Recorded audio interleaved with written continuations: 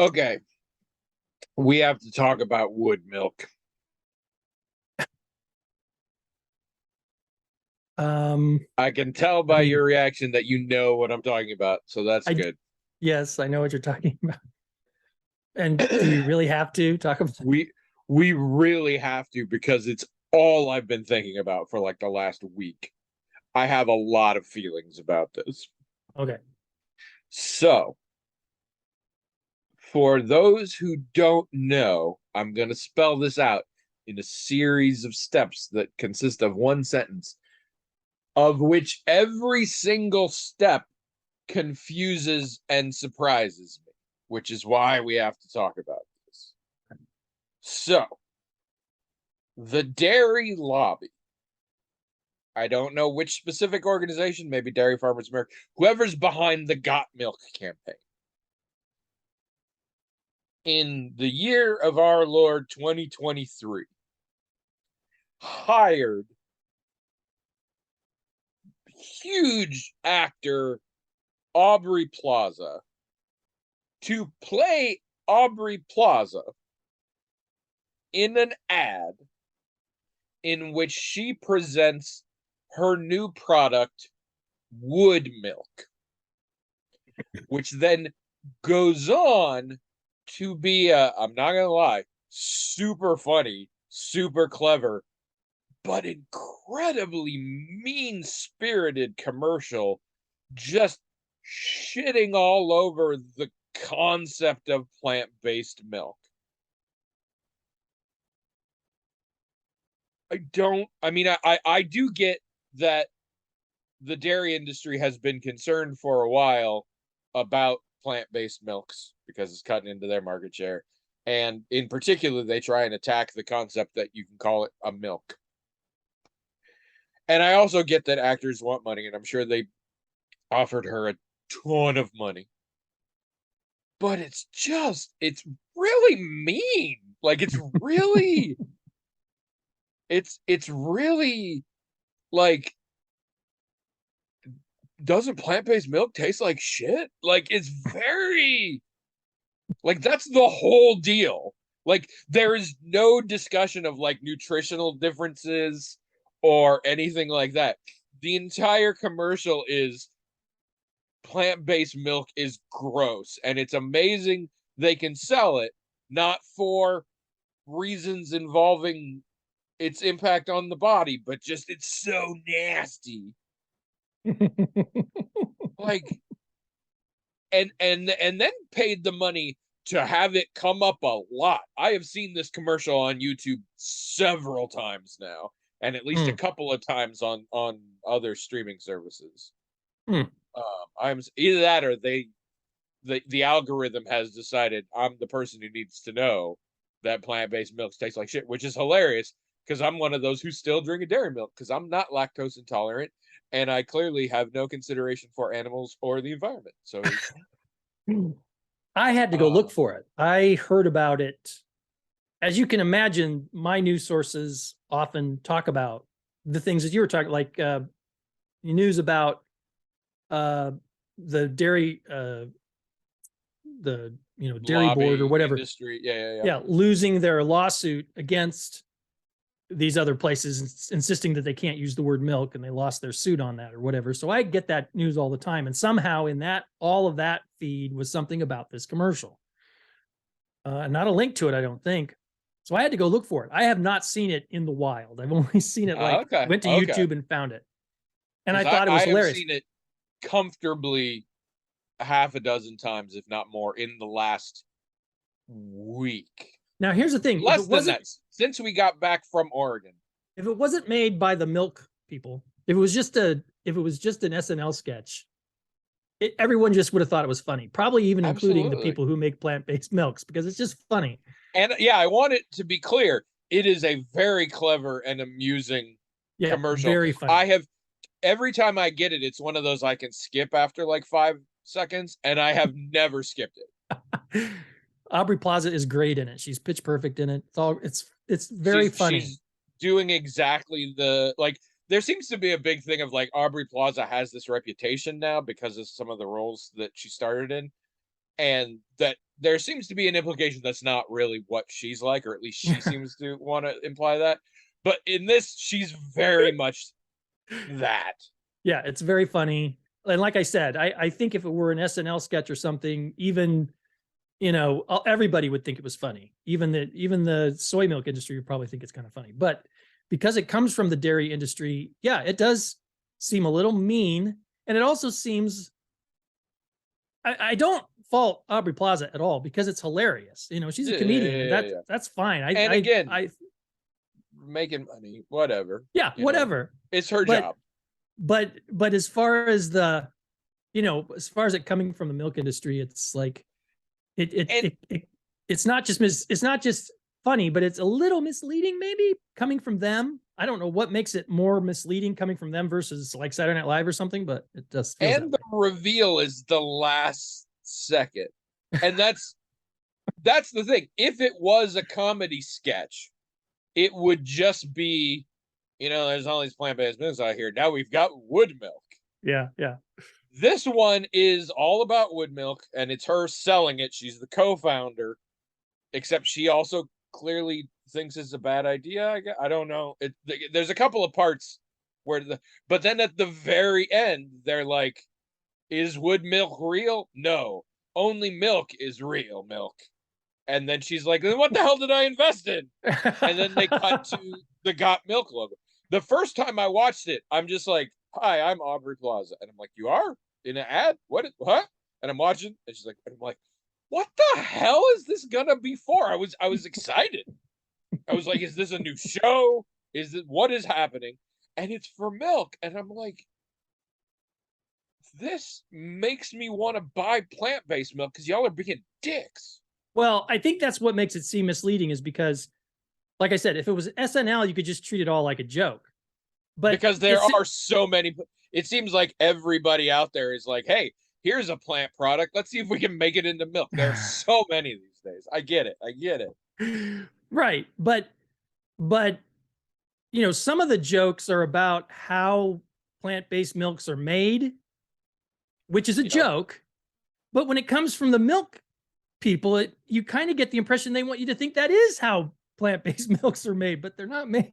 And there's even a joke where she drinks it and she has a wood milk mustache and she says, got wood? Yeah. Which, you're the dairy lobby. What are you doing? Yeah. I don't know. I'm amazed. I have such a weird combination of admiration and disgust in them. Like, this makes you all look like dicks, but it also kind of makes you look cool in a weird, because it's very clever. There's a whole bit in the middle about the flavors, and it comes in cherry, the wood, not the fruit, and maple, the wood, not the syrup, and then mahogany, the wood, not the table, which I'm like, I love that. It's bizarre, but it's like real mean. She's good in it. She's great in it. She is. She's great. She pitch perfect as per usual. I'm gonna be honest. I haven't seen many, if any, of her dramatic attempts because they tend to be things that don't look like things I would want to see. But comedically, she's amazing. And always has been, and in this she does a great job too. It is a very if it weren't for, like you said, if it wasn't the dairy lobby, I would say this is hilarious. But it's them, and I'm like, you guys are being yeah. It seems a little weird coming from them. Obnoxious, but like if it came from Cracked or College Humor, it would just be hilarious. And like I said, everybody would think it was funny. I'll bet. But coming from the dairy people, it feels a little. It's rough. Yeah. Feels a little weird. Hello, everyone. Welcome to Magic the Talking Hat podcast, the only podcast in the world that would like to speak to your manager, but only because we're single and attracted to power. I'm Tony. And I'm William. This is episode 632. I feel like you've grown so much. over the years we've done this. I mean that when I made that joke a few years ago, you would have been like, no, I don't. This time you were like, oh yeah, that could be. I like that. I like that. I feel like Okay. you're stretching out of your comfort zone. I appreciate that. Mm. So I want to make things very clear this time around because I have uh been told from listeners that the last episode that was filmed in Oregon, I was obviously high and was kind of crazy. And uh all I'm going to say to that is I was currently in a state where that's legal, so shut up. Uh but yeah, you can't tell. You never can tell when I'm high. Back in the day No, when I was really abusing it, I was probably high every third or fourth episode. You never can tell. no, I can Uh tell. but other people, it's I think it's a takes one to know one thing. Oh, The other people who have told me are people who know what that's like. And I to mean, be fair, I run into this all the time. I like Abby and I go somewhere or with other friends, we'll see somebody, we'll talk to them, walking away. Wow, that person was really drunk or really high or whatever. I'm like, what? Really? you're like, I or they're like, wow, never. that person was very clearly on fire. And you're like, huh? I didn't I catch mean, that at all. if they were slurring their speech or falling down or something, sure. But I mean, like, it's really got to be serious for all notice. I feel like it's hard to tell with me because sober me acts an awful lot like high people act. Yeah. And I am not bothered by that. Mm. But yeah, and to be fair, I was only a little high because I have, at least in my personal opinion, flat out ruined episodes of this show by being too high because I just couldn't focus enough and it was crazy. So I do keep that in mind. And also, the people who have told me this have not said it was a bad episode. They actually found it quite funny. But anyway, so I want to be focused this time. Say this is another two-parter because William is going on a booze cruise to Cancun or something involving his schooling. I don't remember. One of those next week. So we are doing another double episode. Which means I'm only going to explain how the show works in this episode. Not that it matters, because for like the fourth week now, we got nothing in the email. Mm. We are on our freaking own. So we have a hat. It is magical in that it has its own email address, themagicaltalkinghat@gmail.com. And people used to write into that email address, themagicaltalkinghat@gmail.com, with whatever the crap they wanted. All the times, any of the times, whatever it is. And the hat magically forwarded us those emails. And we would read them and talk about them, except a lot of times we didn't. But now, all the times we don't, because nobody will. And that's the show. And I'm not going to explain it next week because it's going to be a two-parter. And yeah, you like my headband? Sure. I recently purchased a 10-pack of different colored bandanas because I'm getting bald up here and I'm not trying to hide it, but I am trying to be much more cognizant about not letting the sun burn the top of my head. Yeah, that's And good. I'm very uncomfortable on planes. We all know this. I get very sweaty on planes, and I thought it might be good there, so I bought them just before the trip. And now I'm thinking I might wear them during a podcast so that you can tell different episodes because I'll have different colors. Because when you get a 10-pack of all different colors, you get quite a lot of interesting ones. This Mm. one, the camera's not picking up real well, but it's a nice sort of pale blue with just a hint of green to it a little bit, I think. Of course, I forgot to bring another one. I don't know if I'll get up in between, so we'll see. Anyway, because nobody's been writing in, and because I traveled a lot and you're traveling a lot, and because I don't really like talking to you anymore, I've been keeping a memo of what has been happening to talk about on the Mm. podcast, Mm. and it has wood milk in it. So I could tick that off. Um, but other than mostly those kind of things, I like things I've seen and stuff. There hasn't been a lot going on with me. So how's your week and a half? Week and two, 9 days. How's your 9 days? Good, mostly school. Did we ever talk about the Mandalorian, the latest season of the Mandalorian? No, and I haven't seen it yet, so Hmm. it's all done now, so we should probably get to it. But but let's talk a little more about Hello Tomorrow.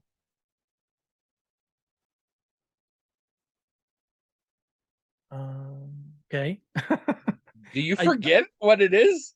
no, I'm afraid there might have been an episode that I haven't seen, but I think I've seen it all. Is it done? Well, when last time we talked about it, there was one episode you hadn't seen that was coming out like 3 days later, I believe. It is done. Oh, I might not have seen the very last one. Well, that's okay because we haven't seen the last two Oh, and aren't going to. oh, you're not going to. Okay. Well, I might. We as a couple are not. Mm. And I might because it's only an hour of time. And so whatever. But two things. One, as mentioned before, it's not I don't actually care about that story. It turned out it's not really sci-fi. It is, but not in any narrative way that matters. And episode 8 of 10 was not a bad ending. Mm. Like we were both like, I don't know what they're gonna do with the last two episodes, and it was arguably the most satisfying conclusion of an episode that we had had in quite a while. So we were like, maybe we're not gonna fuck with it, but we will see. We will see. Um, but yeah, we got one. All I'll say to sort of give you context is it's the one that heavily involves the sheriff. Well, maybe I have seen them all. Well, there's two more after that. Then I think I've seen two more after that. There we go. Do you think it was the last two were that satisfying?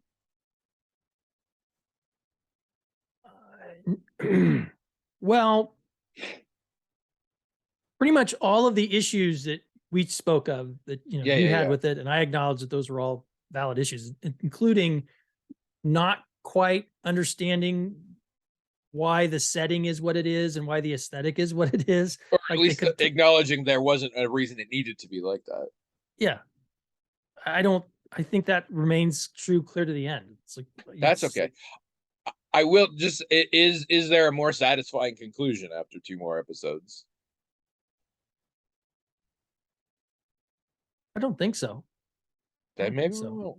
In fact, now that you're talking about it, I think I remember thinking the same thing. I remember thinking, where can they possibly go with this? And they did something. I mean, it wasn't. Oh yeah. It wasn't like filler for the last two. It clearly was planned as an arc.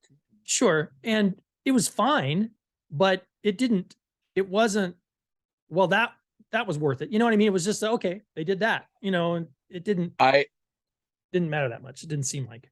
I am at the point, and I feel very petty about this, but there are characters in that show who things currently suck for them that I am worried they're going to have some redemptive arc and get like a happy-ish ending, and I don't fucking want them to because they're horrible. And so that's a little bit of it. I'm like, right now, their lives suck, and I'm worried in the last two they're not going to suck anymore. I think don't tell me on that one. We'll see.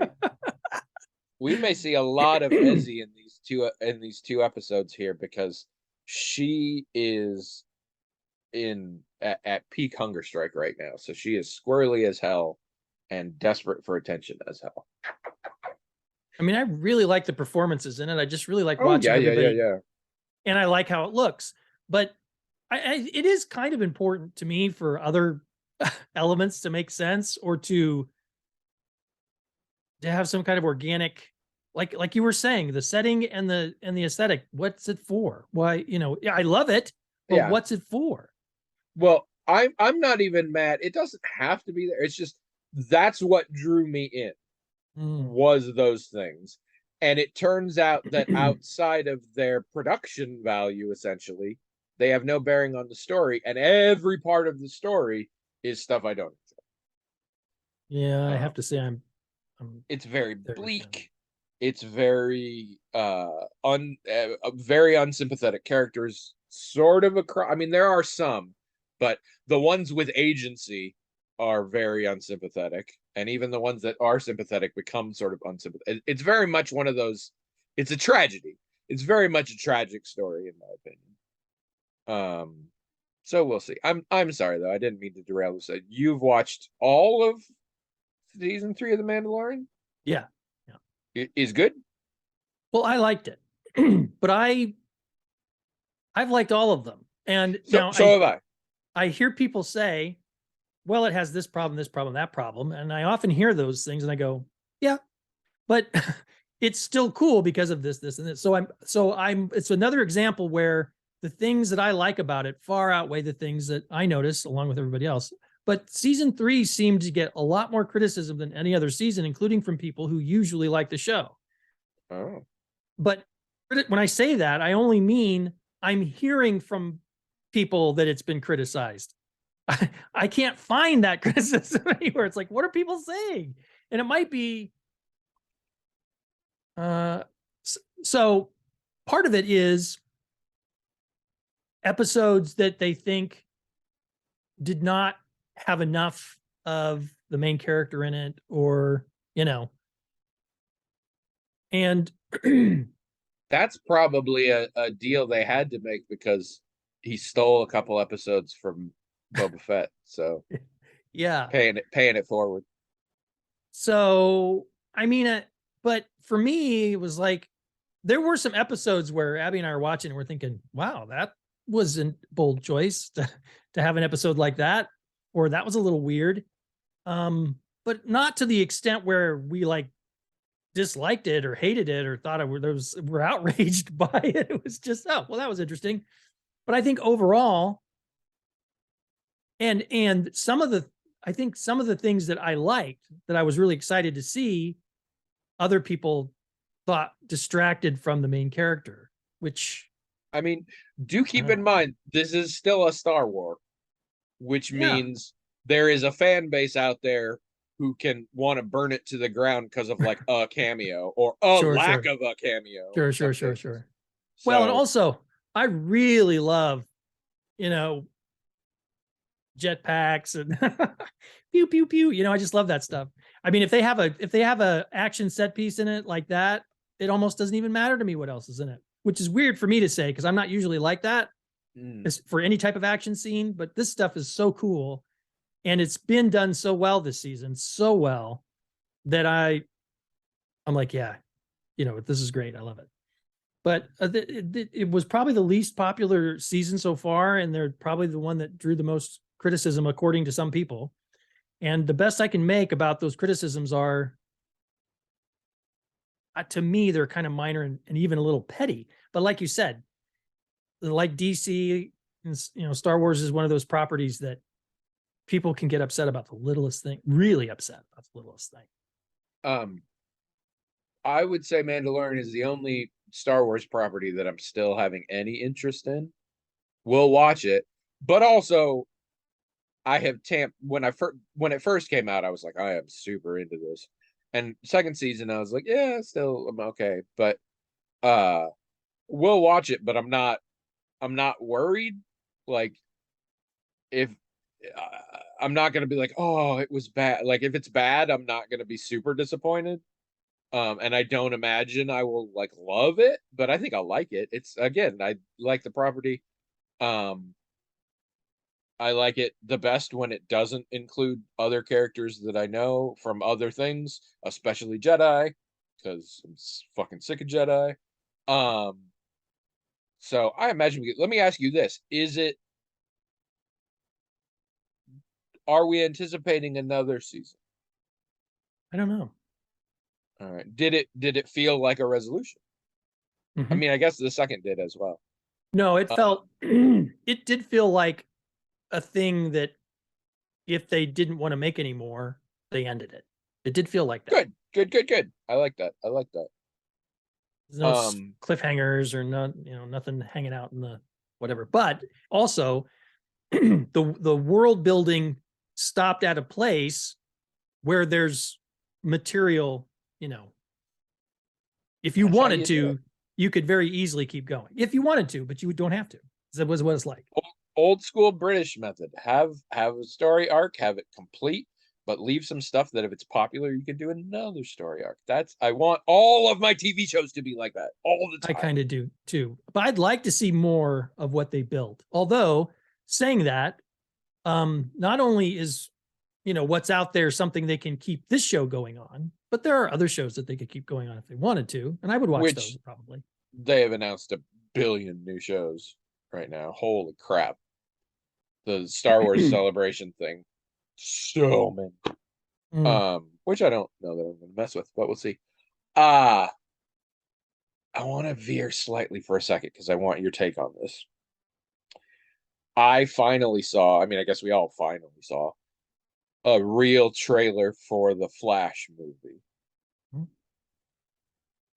Is just Spider-Man No Way Home, but DC. Like it it seems similar to a borderline lawsuit point. Like it seems really similar to what that last Spider-Man was. It's very clearly we're going for a multiverse thing. We're coming with an excuse to bring old actors back in. Like it just seems super the same. Well, And this even the blatant Marvel stealing things that DC did when it was trying to make its own cinematic universe in the beginning didn't seem as blatant as this does. well, I mean, it let's just put it this way: if Marvel filed suit on that premise, they'd lose because they could prove that this concept was being worked on by DC and Warner Brothers long before the Spider-Man movie. Well, and I mean, I'm sure we could find literally every comic book series in the world has done this plot, but it just seems so on the nose. And this is based on a very popular Flash comic where he goes back in time to save his mom. Yeah, And in that one, the Batman that he deals with in the alternate uh, universe or whatever is Thomas Wayne, because Bruce and Oh, yeah. Bruce and Martha are killed. So Thomas becomes Batman. Did we ever do a Martha Batman? That would have been cool. I'm sorry. I said Martha and I said it wrong. Bruce was killed. Thomas Wayne becomes Batman and Martha becomes the Joker. That's what happens. Oh, that's cool. I Yeah, mean, I messed that up. that's cool. I didn't know that part. That's cool. Yeah. I In they Flashpoint. don't normally do enough with their female characters, especially in the old classic series. So I like that. Flashpoint, which is something the Arrowverse has played with. Correct. I know that I didn't watch it, but I know because it was the first thing where you were fucked if you weren't watching every single CW show. Yeah. And then it was so successful they did like 3 or 4 more of those. Yeah.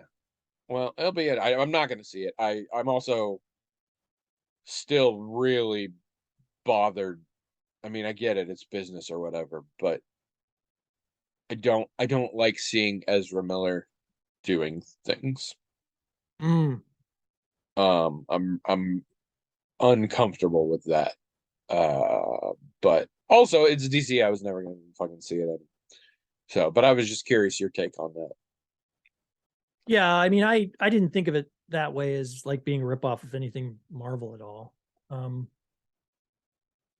I thought for as Actually, trailers go, maybe this says Marvel actually ripped off them when they made Spider-Man No Way Home. So well, the rumor is that there wasn't going to be so they didn't know what story they were going to tell with Captain America before they came up with Captain America Civil War or whatever. And that Feige decided they were going to do that after he found out they were going to do Batman v Superman. He thought, no, we got to do Civil War and we got to do it before they do. I can believe that. Some of that's Also, been confirmed even. From my weirdly, because again, as I have mentioned before, I've never been a comic book guy, but I used to. Well, I actually have. I have a history going back from junior high of being friends with comic book people, and so I hear a lot about this. And I'm not going to say Captain America: Civil War was a bad movie. I enjoyed it. It did not do justice to the comic book plot. I mean, it's hard to do it, but like there were so many fascinating bits to that Civil War plot and a lot of things that probably wouldn't translate well into a movie. But to me, the movie was literally just, hey, let's split our action figures arbitrarily in two and smoosh them together. In terms of the Civil War plot. Yeah. And it also resolved very quickly, but whatever. And I mean, and Marvel and DC are littered with the corpses of characters killed off to spite the other one, or made to spite the other one, or switched around. Yeah, it's weird, the relationship between those two. Yeah. I thought the trailer, I mean, just as a trailer, looked good. I mean, you know, I am going to see it, but if I was interested in DC, if I was interested in superhero movies anymore, but specifically DC, yeah, I'd be excited. It looks like it's going to be a good DC superhero movie. He said, putting in a lot of asterisks by each word. The only issue I have with it, and a little bit with the latest Shazam movie, which still haven't seen, but I will see it. Somebody's got to. No one has so far, so you've got to get on that. I really did intend to see it in the theater, and it just didn't happen. The problem with DC movies right now is, for everybody, I think, including myself, is that as soon as Gunn was given Mr. James, if you're nasty. Yeah. James Gunn was given authority basically over the DC movies from here on out. And he said that he was going to start it over. Although he didn't say, when he said that, he didn't say it was going to be a hard reboot or a soft reboot or whatever. Although he has since said he's keeping a lot of his own property. Exactly. So. That's the problem. The problem is, well, there's two problems. If he was going to hard reboot and even get rid of his own stuff, who's going to want to watch this stuff coming out right now? It's irrelevant to what's coming later. But even with a soft reboot, that's pretty much true for Flash, probably, and I think it definitely might not true have been for Shazam. Well, I think that was iffy. If Shazam had been successful, maybe it would have gotten through. Oh, okay. Mostly because since what's his name didn't show up as Superman in the first one. Anyway. Oh, Henry Cavill. Yeah. You could do that. So there was a little bit of, you could almost pretend that the Shazams weren't connected, right? And maybe you could slip it through, but that's not true anymore. So you could, but as I understand it, the original goal was Shazam and Black Adam. Mm-hmm. And when Black Adam, I mean, maybe spoilers. The new Shazam creates brand new antagonists that have never appeared in the comics, as I understand it. Because they didn't give. I assumed they did, but then I watched something that said no, they just made them up out of whole cloth. Because they couldn't get Black Adam, and I think Shazam was pretty much dead then.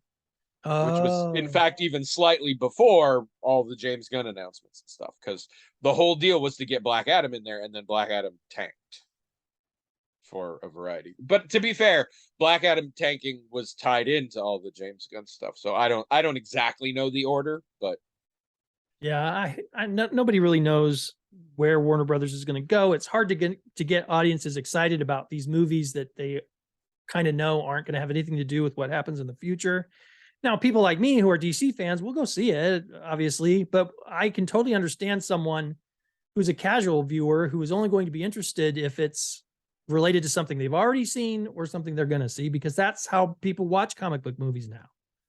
That's just how Yeah, it is. that as you were saying it, I'm like, what a weird world we've Yeah, created where we're that's like, right. I'm not gonna watch this movie because it's clearly not going to be tied to the cinematic universe. I think people think that. And we have I, gotten there quick. We have I don't gotten blame there them. in like 15 years. Yeah, yeah, yeah. Whereas I now have come full circle and I'm on the other side. I'm like, I might watch it if it looks good, as long as you can promise me I don't need to do homework first. I think there are some people who feel that way too. It's like they enjoyed the run with Marvel, but they're like, I don't want to do that again. That was fun once, but I'm done. I'm not going to do that again. I think a lot of I people feel that way too. I saw a trailer for a TV show and it sucks because I only saw it once and I don't remember what it's called. It's for a new, I believe, series on Disney Plus that is not in any way tied into the Marvel Cinematic Universe.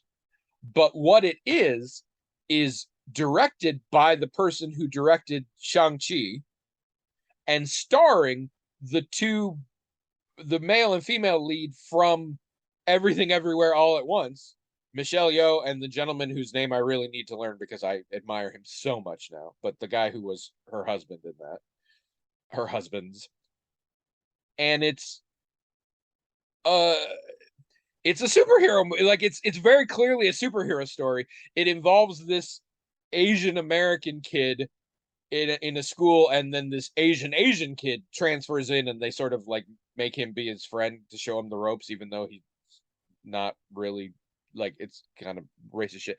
But then it turns out the new kid is the chosen hero from another world, and our original kid is supposed to be his guardian, and there becomes like other dimensions and shit. So it's really like they took Miss Marvel and Everything Everywhere All at Once and are smushing them together using actual cast from Everything Everywhere All at Once. And I'm kind of into that idea. Again, it's got that young adult bullshit that I'm not sure I'll watch it, but I'm like, that's, I mean, just nakedly derivative, but also nakedly derivative of at least one thing that I really loved. So, but I don't know what it was called. If anybody knows, if anybody's listening, and if anybody knows, I didn't even see that. say so. I've only seen it once, but it Huh. was a nice long trailer. It looks very cool in that it looks like they're just taking a lot of stuff from that. Get in the blog, themagicaltalkinghat.com, and tell us, or if you're watching this on YouTube, get in the comments there and tell us about that. You should get into the YouTube thing more. Jazz apparently doesn't want to talk on the blog anymore. She's talking on YouTube because I requested it. Full disclosure, Jazz, I understand you just did what I asked. But what I really want is literally any person who ever listens to this to do multiple comments in both sources because I am desperate and needy for attention. Anyway, but yeah, so that looked cool too. All right. I got a lot of things on this list, so we Oh gotta yeah, get go back. ahead, please. I So many things. All right. so much time. The problem is because I was allegedly high last time, I don't remember for sure if I talked about some of these. There's only one that I'm really uncertain about. Well, there's two. Okay, one. Did I talk about Mad Max Beyond Thunderdome? Like watching it with I mean, did I mention the movie at all, William? This shouldn't be a yes. tough question. Well, I don't remember if you talked about it. I'm pretty sure you did bring it up. Yeah. All right, then I must have. Yeah. No, because Trish hadn't seen it.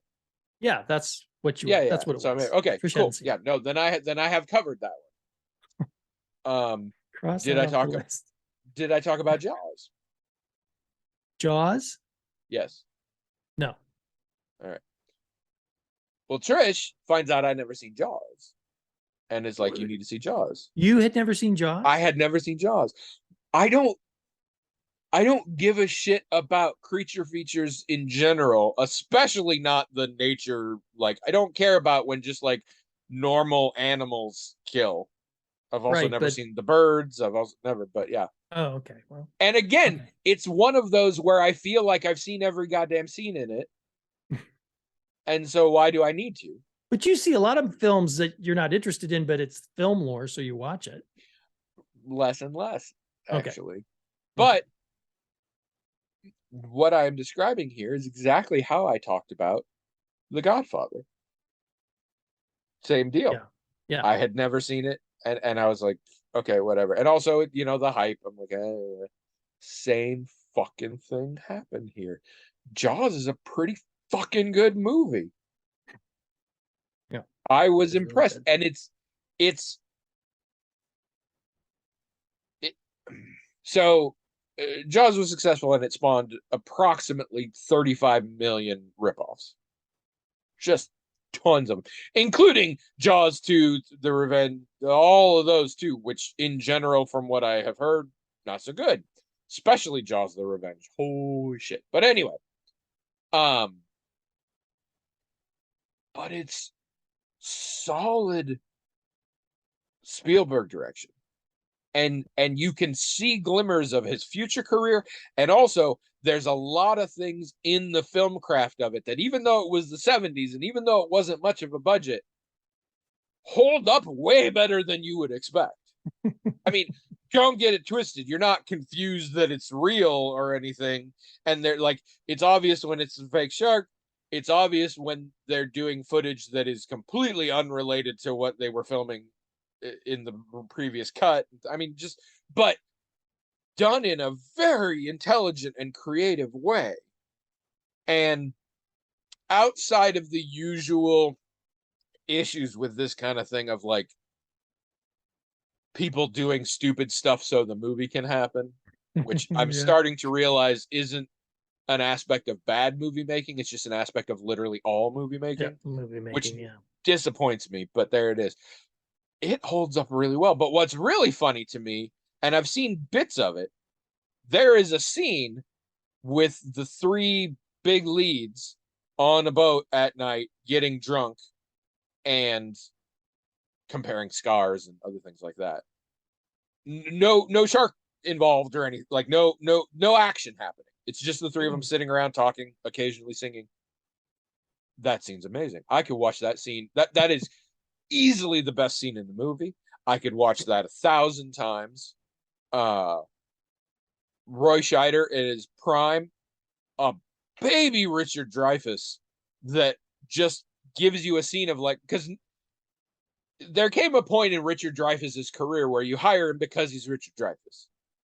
And you know that. You're like, this is Richard Dreyfuss. We want a Richard Dreyfuss here. Let's put a Richard Dreyfuss in here. But in this, he's just a young act. I mean, I don't think this was his first thing, but he's not huge yet. And he's really good. He's really good. Possibly my favorite character in it. And weird stuff. The youngest son, who's like maybe 7, does a really good job. And I looked him up and acted in absolutely nothing after this. He's in like a documentary about the making of or something, but like that's it. It's really, and also it's a movie where a lot of nothing happens for quite a while. We do not. I knew we didn't see the shark until late, but we don't see the shark until real late. Like the movie is mostly done by the time we see that shark. Uh, it's good. It's real good. So I was surprised. there's two scenes from Jaws that are shown in film schools and acting schools. The one you're talking about, It's great. but also the one where he's sitting in front of, I think he's sitting in front of a chalkboard and the The camera's nail sort of scraping. Yeah. yeah, that scene and the camera's sort of And slowly coming in while he's talking. That's a pretty good and one too. again, that's what and it's good. And I really like. I can't believe I forgot that actor's name. He was a big deal. He was probably the biggest deal going into the movie. But the one who played Quint, yeah, he's. It's one of those things where like I disliked his character enough at first that it took a while, but then I'm like, oh, really? And especially because the movie in a relatively short time is like, yeah, here's this character. He's kind of a dick. He's kind of sucks. And then over the movie, you're like, but here's why. And Yeah. here's and he some of what you see is not so much his character, but the way he communicates, and you learn more about what kind of person like it. I've been really impressed. Um, Another thing, and this I don't know if we had listeners and any of them were big Jaws heads, this could make them mad. But so I gather in the second movie, Roy Scheider's character is just fucking it's aliens thing. In the second one, he's just a fucking shark killer. He's a useless sack of shit in this movie. In every respect. He is not like he's clearly the one most worried about the shark, but he's not exactly doing a lot. Like he thinks we should close the beaches and stuff like that, but he's not pushing that issue real hard. And in the actual shark hunting parts, he's fucking useless. Like he is, in my opinion, not like you could have done the movie without him, and the result would have basically been the same. I mean, don't get me wrong, it would have been more boring. I'm not saying I'm sad the character was in there, but I'm saying I do not consider him at all a heroic character in this film. And it's weird that like history has decided he is.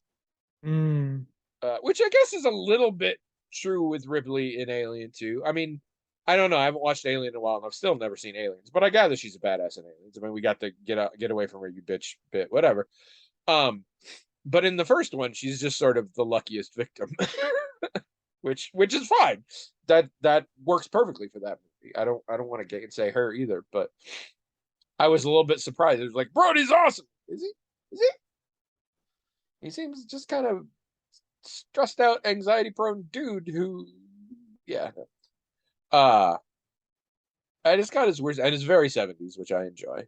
I always enjoy things that are very 70s. But yeah, so that was neat to see that, and it makes me like this makes me more want to visit these movies that I'm like I already know everything about them. They're not really of interest to me, but they are lauded as being amazing. Because I get surprises like this. Now, to be fair, for every Godfather and Jaws, there's an Escape from New York. And a Halloween. Maybe it's John Carpenter. The Fog was good. The Fog was really good, people. But you know, the original Halloween, Escape from New York, whatever.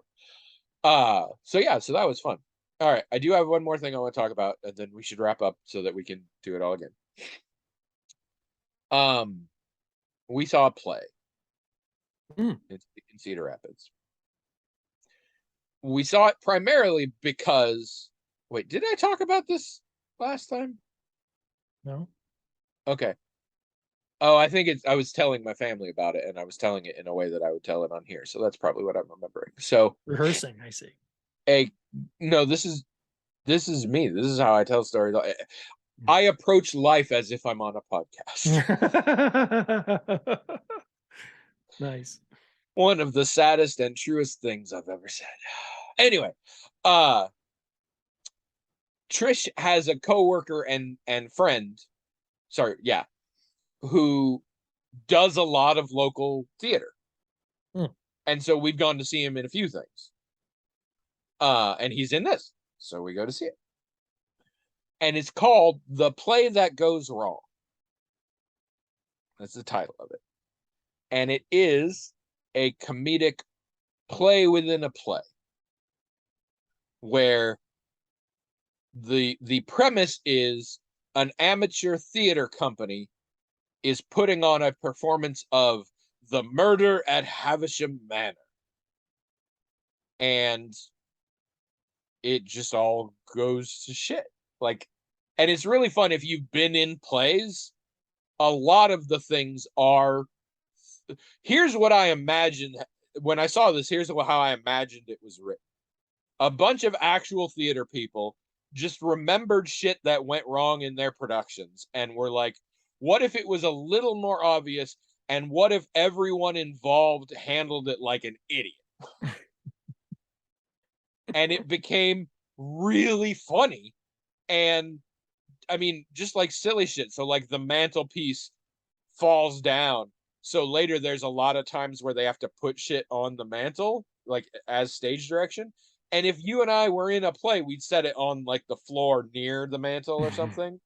In this one, somebody on the crew punches out part of the things and puts their hands out so they can hold them and stuff like, and weird shit where like they're supposed to go get a prop off of this table and they can't find it. So they grab a different prop and very deliberately are like, I found it, holding up something clearly different. And then later a character has to get a different prop. That's the one that person took. So now they have to take something else. And they keep going with it to the point that somebody is taking notes with their pencil in their notebook and literally on stage holding a crystal vase and pretending to write with car keys on it. Like that kind of thing. And like shit falls down. And it's an amateur production. So like one guy is clearly very nervous and he does all of his lines in monotones like this, but then he's clearly been told at some point he needs to emote a little bit. So a whole bunch of his lines just end like this at the end for no reason. He also forgets a lot of the larger words and has them written on his hand and mispronounces them a lot.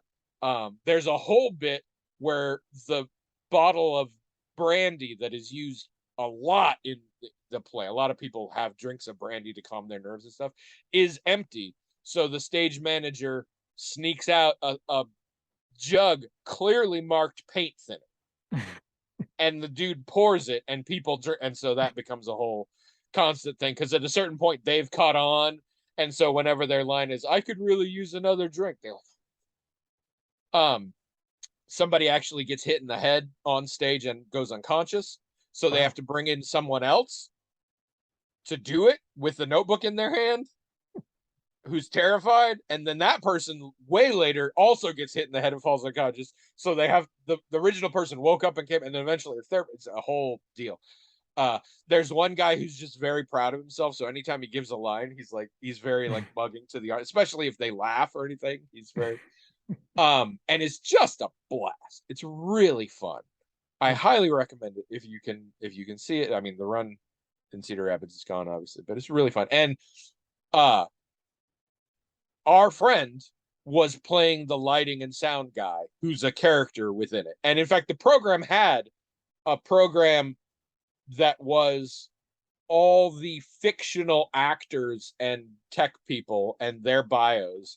And then later in the program, you had an actual thing with all the actual actors and their bios. But like the really dumb one, his bio just has like, so like, actor name has been in, and like it clearly he forgot to fill it out or something. It's a bunch of that. But the reason that's I mean that's a very quick story. But here's the thing I figured out.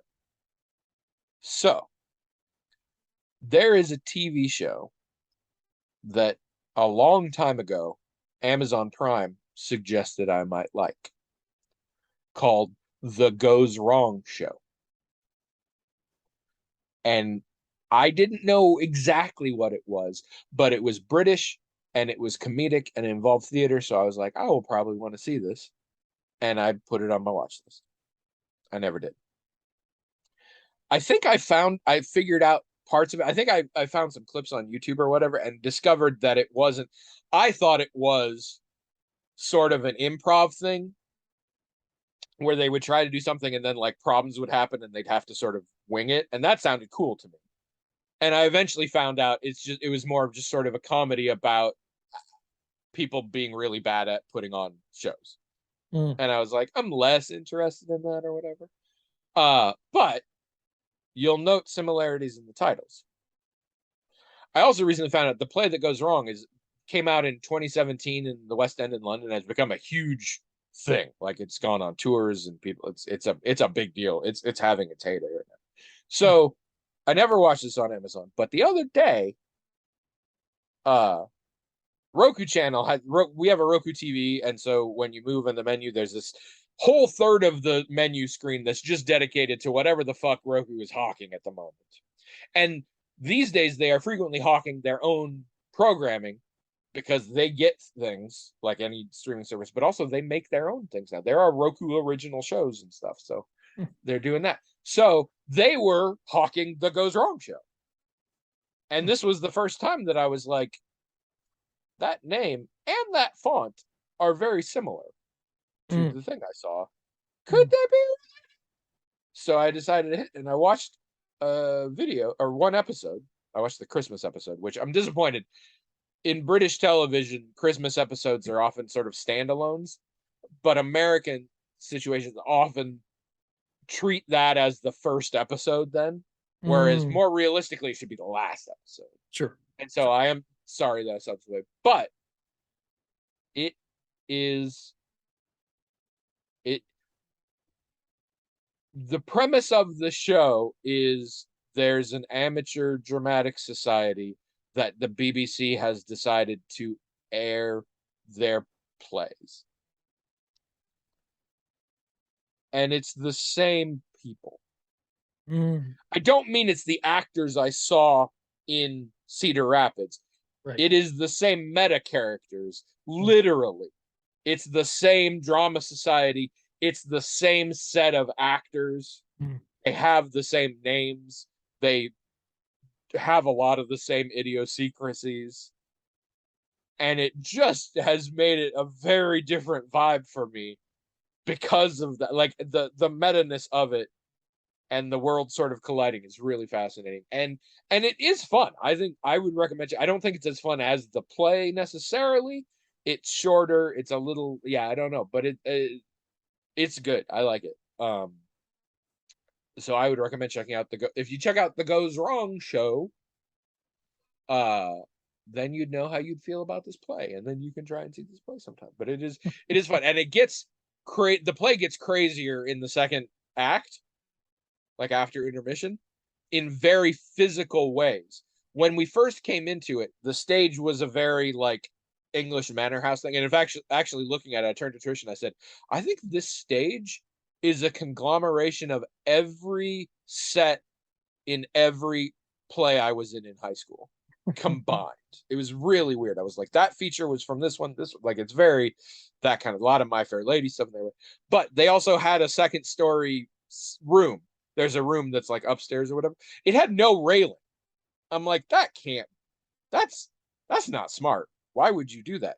Well, you would do that because within the show, the supporting beam eventually comes out and the whole thing goes and like slowly gets while there are people up there. And it's scary as shit. Yeah, it sounds because they did scary.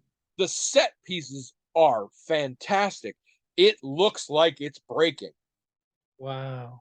And Trish figured out there had to have been the floor must have gone back a long way so you could like leverage it Mm, because it mm, breaks and they're up there and like I mean yeah, it's not there is an element of risk to these actors in my opinion. sure, sure. I mean I'm sure it was all planned out and everything and nobody got hurt, but like there's a lot of potential. Hmm, And eventually the whole thing just sort of collapsed, and that was fun because at least one of the pieces was adhered to the wall, and later somebody has to get something out of it, and so there was a whole bunch of like trying to scramble up the thing.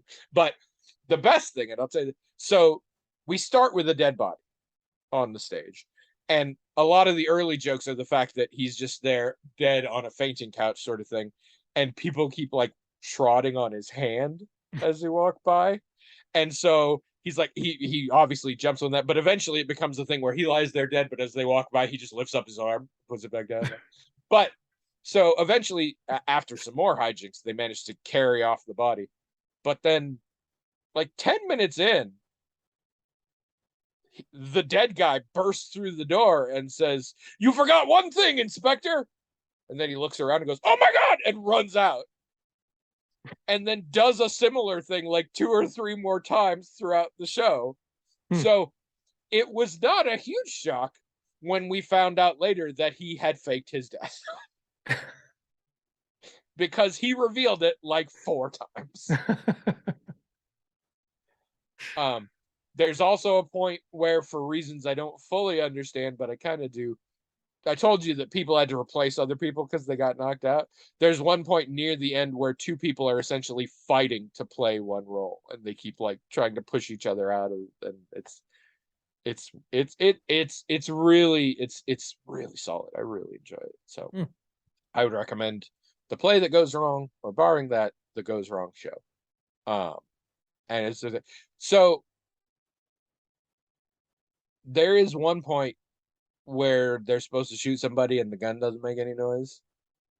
And I think they just are like bang, bang or something. I don't remember what. But that one cracked me up because when I was in the play of Oliver, at the end, the villain is going away and a cop shoots him from across the stage. And it was just a cap gun. But one night, the cap didn't go. Like the cap didn't work. And he tried several times. So he, brilliantly, in my opinion, ran across the stage and pantomimed smacking him in the back of the head with the gun. And then he collapsed. Because the other problem is the villain on the other side is waiting for the sound of the caps to collapse, but he doesn't hear anything, so he's just standing like this. But so yeah, there were several bits that like brought back memories of like, oh, I remember when that shit happened in plays I was in. So especially if you were a theater kid, I think it's a really good one for that. All right, that's gonna be it for us now. Please like and subscribe. Go to the blog and tell us what you thought about all this. What things have you seen recently? It's going to be a lot of movies and TV right now, folks, because y'all aren't writing us nothing. Also, please write in themagicaltalkinghat@gmail.com. I know some of you don't like writing in, but when we're desperate, you write in. So this is my plea to that. Because otherwise, it's just this, and nobody wants this. And next week will be right away, and you'll be able to tell because this will be the same color because I'm not gonna bother getting up. So that's how you know. Otherwise, you'd be like that would be fun if we did edit and then like certain shots I clearly had a different color bandana. That would be fun, but we're not gonna do that. Editing.